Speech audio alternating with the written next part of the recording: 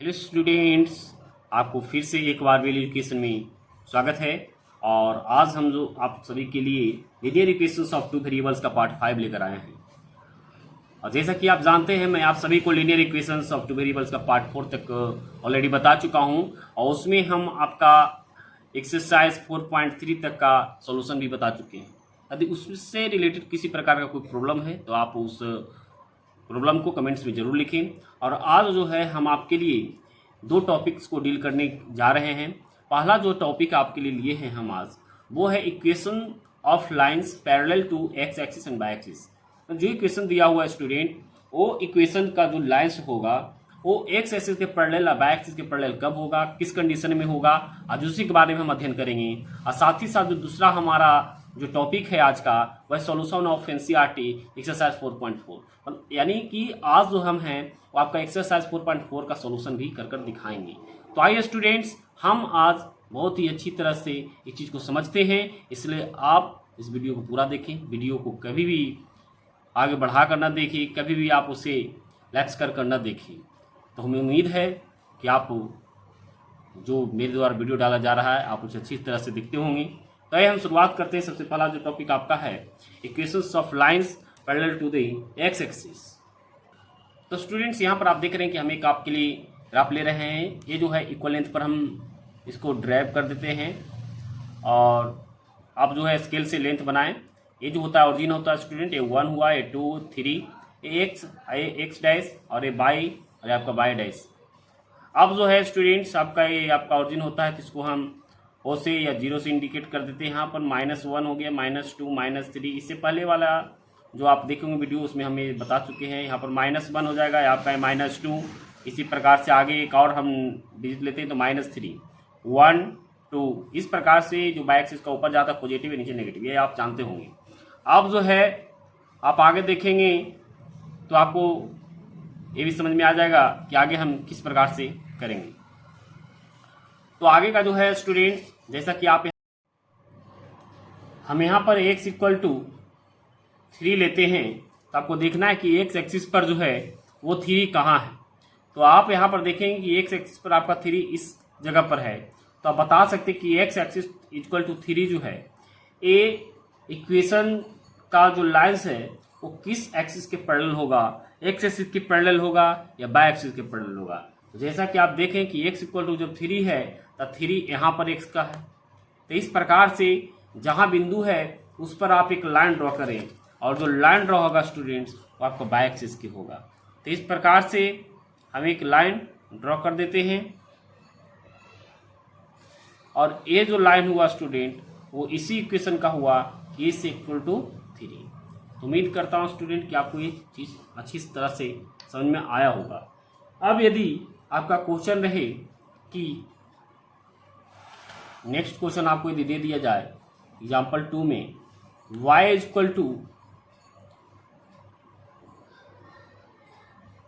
-2, तो आप बता सकते हैं जब y = -2 की जब बात होती है यहाँ पर, तो आप इस ग्राफ में देखिए स्टूडेंट कि y एक्सिस पर -2 कहाँ है। तो y एक्सिस पर जो -2 है इस जगह है। तो ये जो है तो इस पर हम एक लाइन ड्रॉ करेंगे। तो ये लाइन जो होगा वो किस एक्सिस के पैरेलल होगा वो आप अच्छी तरह से बता सकते हैं देखकर। तो पैरेलल का मतलब हुआ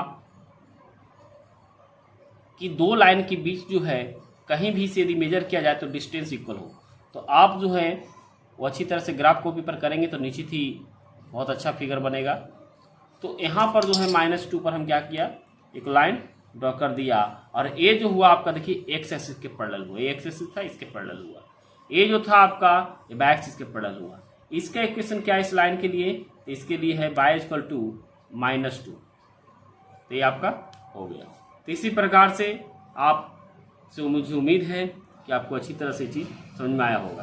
तो ये एक चीज़ बहुत इंपॉर्टेंट चीज़ है जो आपको एग्जाम में पूछा भी जाता है कि यदि y = 4 है तो लाइन किसके पैरेलल होगा, किस एक्सिस का। तो आपको यहाँ पर ये समझना पड़ेगा।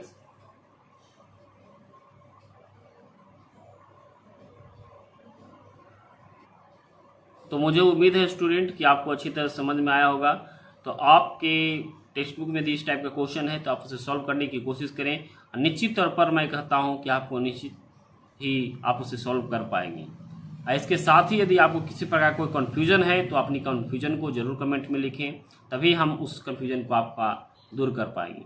आए स्टूडेंट्स, अब हम आपका टॉपिक 2 जो आपका यहाँ पर लिए थे कि सॉल्यूशंस ऑफ एनसीईआरटी एक्सरसाइज 4.4, इसे हम डील करते हैं।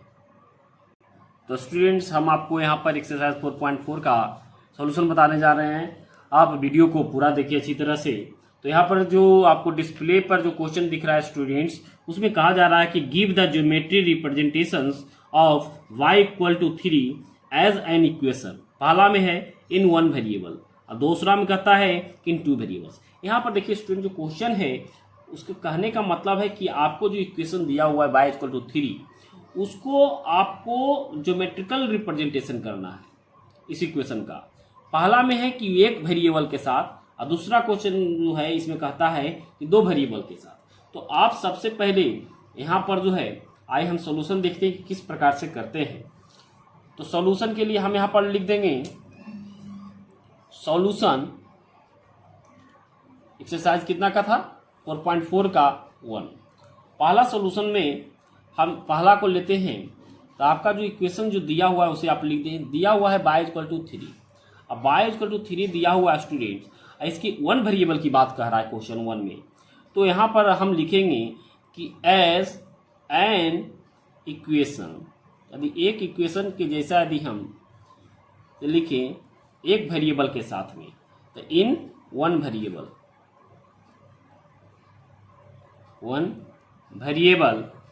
तो इट इज द नंबर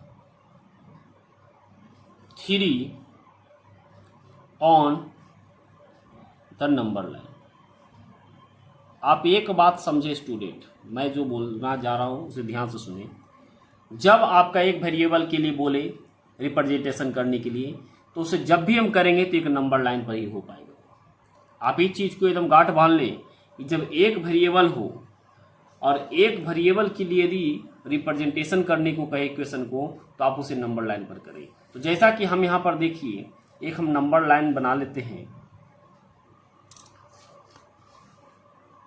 और इस नंबर लाइन में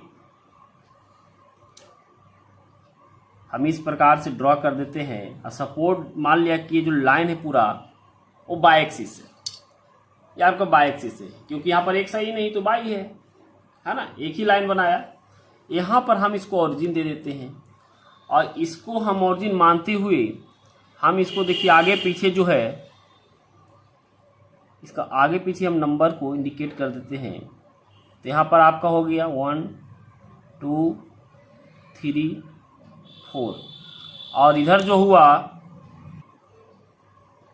यहाँ पर भी हम इंडिकेट कर देते हैं। तो अब हम देख रहे हैं स्टूडेंट, यदि हम इसे 0 लेते हैं तो 1 2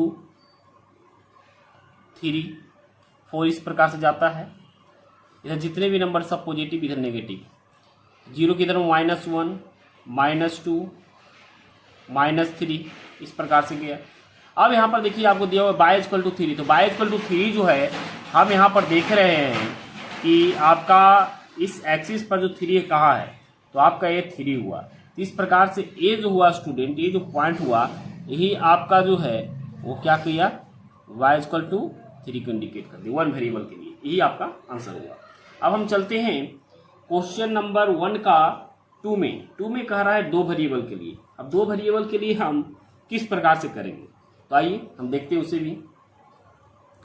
तो यहाँ पर सॉल्यूशन 2 के लिए यहाँ पर हम देखिए स्टूडेंट, जब यहाँ पर 2 वेरिएबल की बात कर रहा है तो जो y इक्वल टू जो 3 है, तो क्या y इक्वल टू यदि 3 दिया हुआ है तो क्या हम इसको इस प्रकार से लिख सकते हैं। देखिएगा कि 0 इंटू एक्स और यहाँ पर हम लिखेंगे प्लस y इक्वल टू 3। अब बताइए यहाँ पर जब x नहीं है और 0 इंटू एक्स कर दिया तो ये तो 0 बनाएगा, फिर तो वो ही बचा।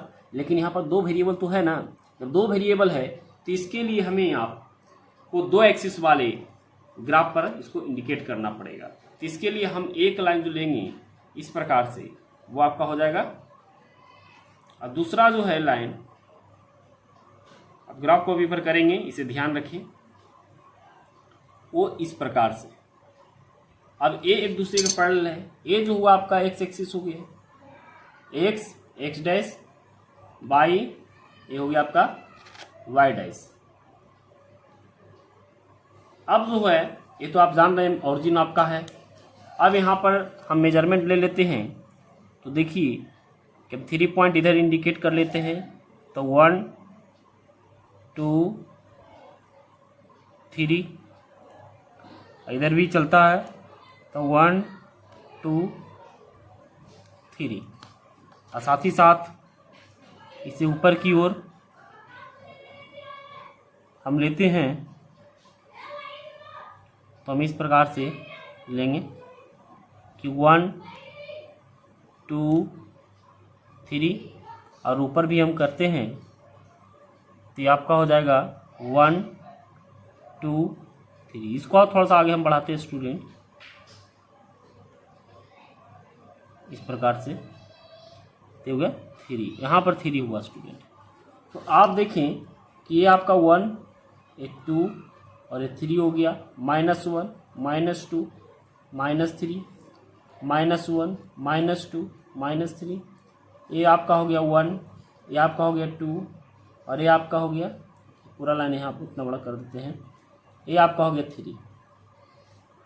अब यहाँ पर देखिए आपको इंडिकेट करने के लिए कह रहा है कि y = 3। तो बताइए कि जब ये एक्स एक्सिस तो बाई एक्सिस से हुआ, जब बाई एक्सिस से हुआ स्टूडेंट तो आप अच्छी तरह से इसको दिखा सकते हैं कि ए जो है आपका, ए जो पॉइंट है ए, यही आपका क्या हुआ y =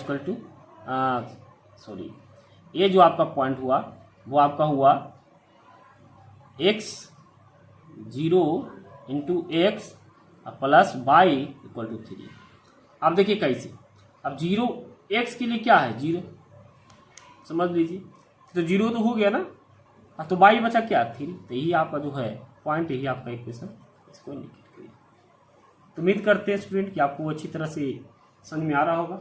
अब हम इसके आगे के क्वेश्चन को देखते हैं।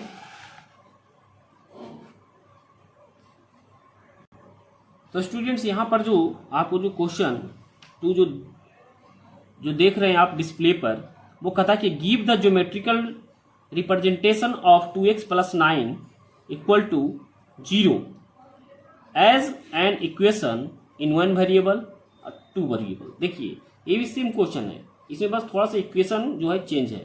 तो आप इसे किस प्रकार से सॉल्व करेंगे, तो आइए हम सबसे पहले फर्स्ट एक वेरिएबल के लिए बात करते हैं। तो यहाँ पर देखिए जब आपको एक वेरिएबल की बात हो, यहाँ पर सॉल्यूशन हम देख रहे हैं 2 का 1, इसमें दिया हुआ है आपका इक्वेशन 2x + 9 = 0। तो यहाँ पर से आप देखिए निकाल सकते हैं ना कि 2x = -9 क्या हो जाएगा 9 हो जाएगा, और देयरफॉर x = आपका क्या आ जाएगा -9/2। यानी कहने का तात्पर्य है कि x = आपका कितना आया -9/2, और -9/2 डेट मीन्स आपका कितना हो गया 4.5। तो इस प्रकार से आप एक लाइन ड्रॉ कर लें। लाइन ड्रॉ करने के बाद हम एक लाइन ड्रॉ करते हैं,